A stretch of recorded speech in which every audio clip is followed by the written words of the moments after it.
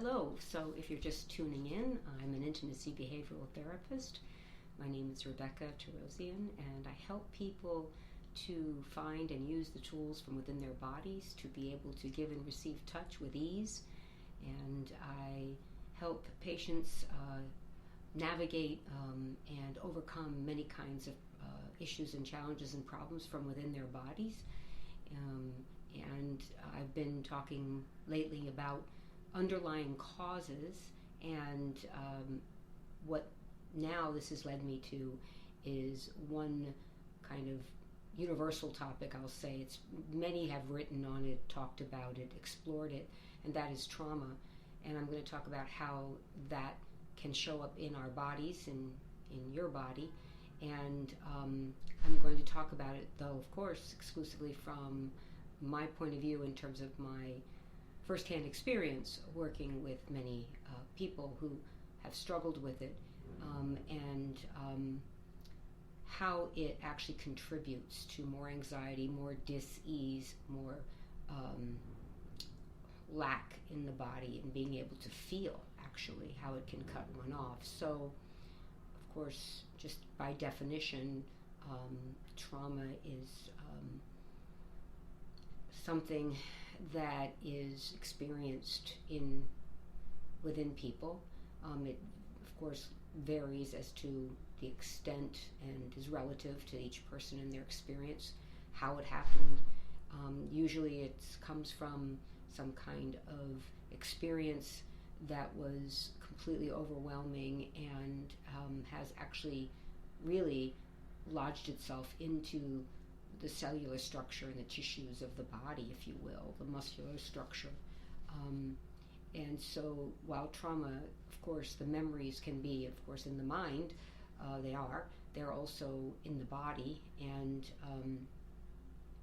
I know this because I not only have firsthand experience in releasing trauma from the body, but I also have experience working with many people that through the power of touch and guided exercises and breath and sensation focus, which are the tools, trauma can actually come to the surface and be released.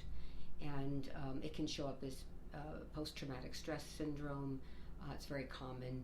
I won't go into all the causes, but there are many.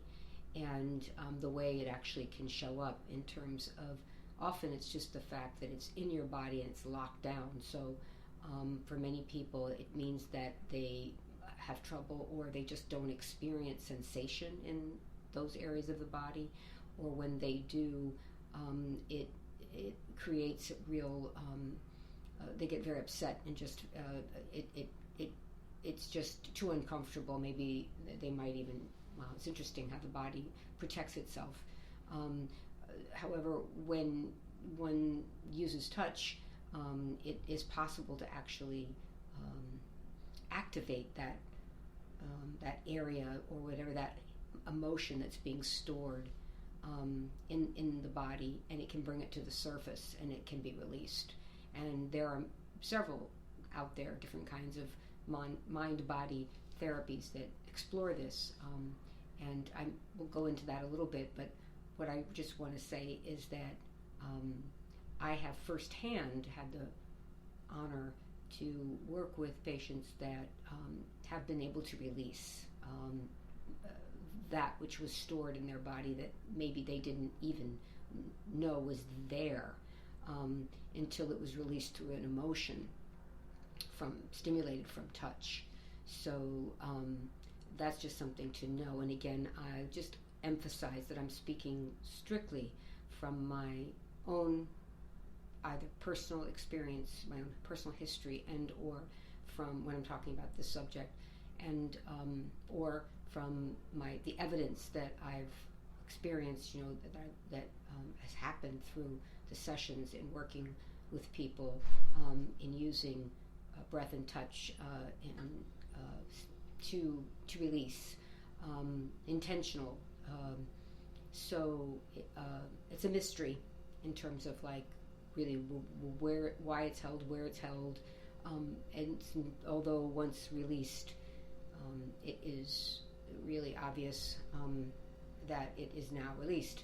So I want to explore this a little bit more as I talk to you about more underlying causes, which is what the theme I'm on right now. What are some of the underlying causes that create the conditions for